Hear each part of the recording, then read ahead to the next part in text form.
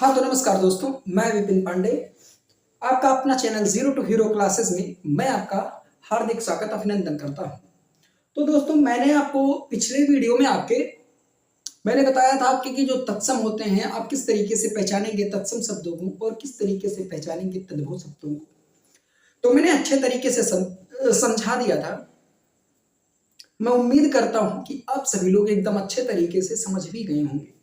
तो दोस्तों मैं अब देर न करते हुए आपके अपने नए टॉपिक अच्छे टॉपिक की तरफ आता हूं और मैं आपको बताऊंगा कि आपके जो कुछ कुछ आपके तद्भव शब्द होते हैं और तत्सम होते हैं वो किस प्रकार होते हैं। इंपॉर्टेंट आपके जो किसी भी परीक्षा के लिए बहुत इंपॉर्टेंट है, मैं आपको बताता हूं किस तरीके से होता है। तो मैंने दोस्तों पहले आपको बताया है ये अंगरक्षक। मैंने आपको पहले ही बताया था कि आपके जहां पर संयुक्ताक्षर वर्ड आते हैं वहां आपका तत्सम शब्द होता है। तो इसका तद्भव ये होगा अंगरखा। अंगरखा अंग अंगरखा। हाँ हाँ दोस्तों, मैं ये आपका अंगरक्षक का अंगरखा होगा। और दोस्तों मैंने आपको पहले भी बताया था कि जो चंद्र बिंदु आता है वो आपका तत्सम होता है और अर्धचंद्र बिंदु आपका तद्भव होता है। मैंने आपको बताया था अंगुष्ठ। मैंने आपको पहले ही बताया था कि आपके जहां अर्ध स्वर आ जाए वहां आपका मुख्य रूप से तत्सम शब्द होता है। इसका तद्भव इस तरीके से बनेगा अंगूठा। अंगूठा अंगूठा। हाँ ये हो गया आपका तद्भव शब्द। मेरे दोस्तों मैं आपको बताऊंगा ये वंश शब्द जो है आपका मैं आपको बताऊंगा इसका तद्भव होता है बांस। बांस। लिंगपट्ट का आपका होता है लंगोट।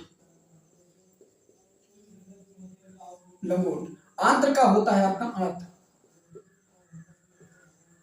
आंत। गुंजा का होता है घुंघची। घुंघची। चमरी का होता है चमरी। चमरी। पंच का आपका होता है पांच।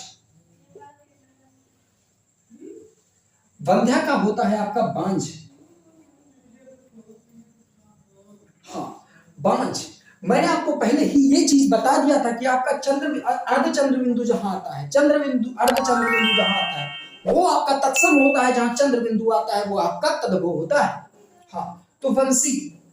इसमें आप देख लीजिए इसमें एक बिंदी है और इसमें चंद्र बिंदु है, इसीलिए ये तद्भव हो गया, ये तत्सम हो गया।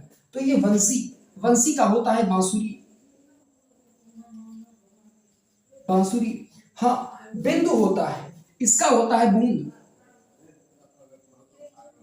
हाँ ये आपका लंग है, इसका मतलब होता है लंगड़ा। ये आपका हो गया तद्भव।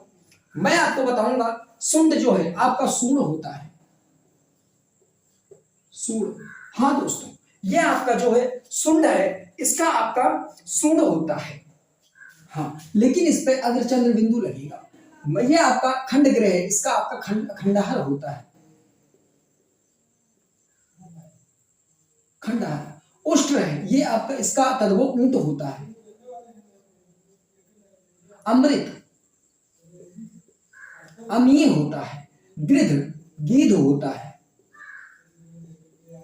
यादृश जैसा होता है। तृण का आपका तद्भव तिनका होता है।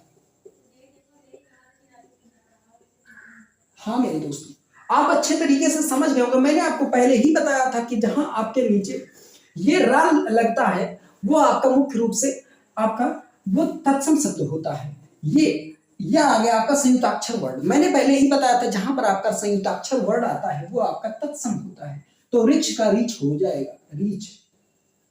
रीच। हाँ नृत्य है। मैंने पहले ही बताया था जहां अर्ध वर्ड आते हैं, आधे वर्ड आते हैं वो आपका तत्सम होता है। इसका तद्भव होगा नाच। नाच।